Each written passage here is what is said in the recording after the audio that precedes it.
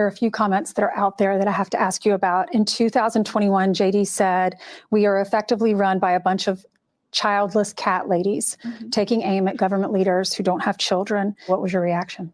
Well, I mean, I took a moment to look and actually see what he had said and try to understand what the context was and all that, which is something that I really wish people would do a little bit more often.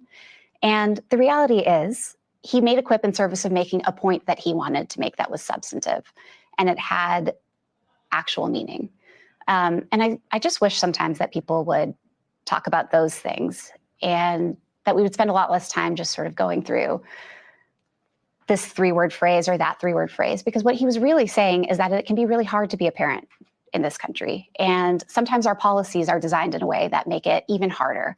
And we should be asking ourselves, why is that true?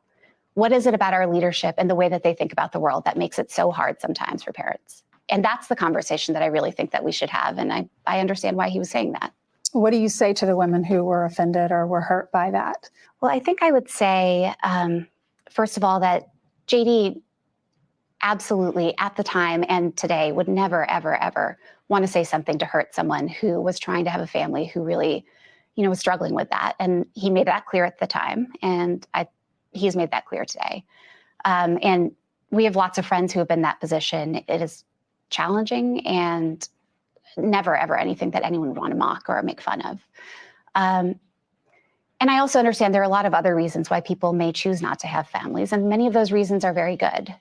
I think what I would say is, let's try to look at the real conversation that he's trying to have and engage with it and understand, for those of us who do have families, for the many of us who want to have families and for whom it's really hard, what can we do to make it better? What can we do to make it easier to live in 2024? So